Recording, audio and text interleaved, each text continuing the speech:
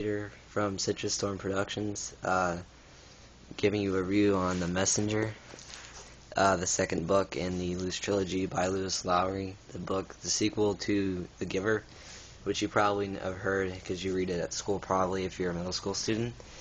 And this is a sequel which I really like, especially the artwork and the cover here. The only bad thing about this book is that it's short. So technically like 169 pages, I believe. Yeah, 169. Yeah, it's somebody else owned this book. I got it like for clearance and stuff at a bookstore, obviously. Yeah. Nothing.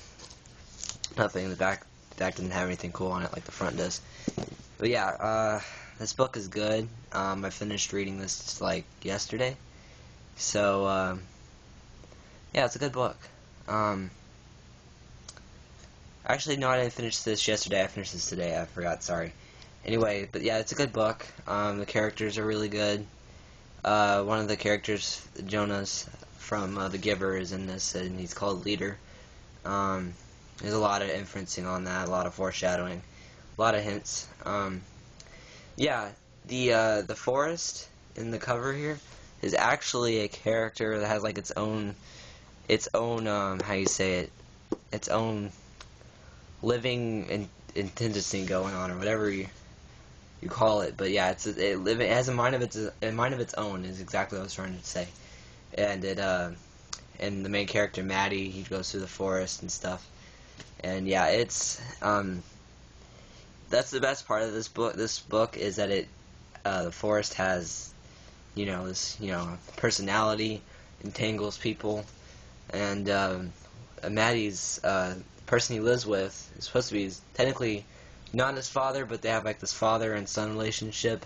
This old guy called Seer, and he's blind, and his eyes got like cut out from the forest's vines. So yeah, it's pretty cool. That's my favorite part of the story, and as like this one guy named Mentor trades his personality for his looks, because he doesn't look good like normally, but he's nice. But he goes to this thing called the Trade Mart and trades his soul and everything, like all of his personalities for this looks for this woman called Caretaker's Widow. And yeah, I saw that, and the character named Jean is his daughter. It's the guy named Mentor, and she's Maddie's love interest, and blah blah blah. Maddie has like this healing power where it can heal things, like he healed a frog, and his new dog named Frolic, and his mother, actually, the dog's mother. So yeah, he does a lot. What I would give this book, probably out of 10, an 8.5 out of 10, because the only reason why 8.5 out of 10 is because it's too short, and there's not really enough character expression in Mentor. Like, there's not really enough about him. Like, he traded his soul, but you don't really, it's just not enough character. There's not much of him actually in the book.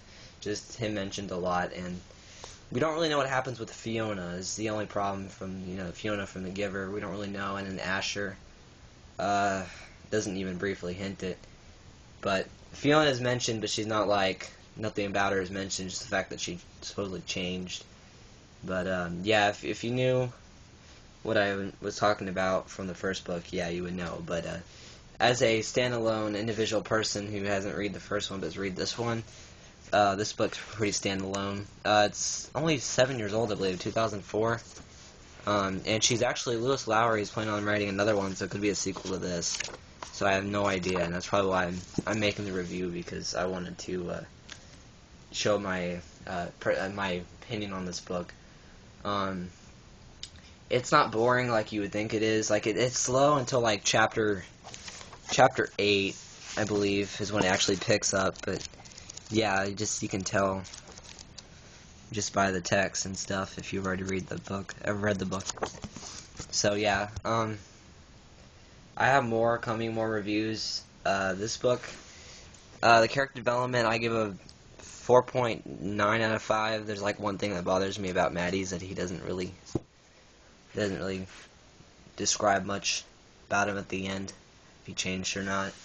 But I'm not taking much out of that, because that's a brief event in the end of the book. Plot, yeah, I'd probably give 4.7 out of 5. There's a couple plot holes. But as a whole, I give this book an 8 out of 10. Now, the presentation, I really don't take points off for that.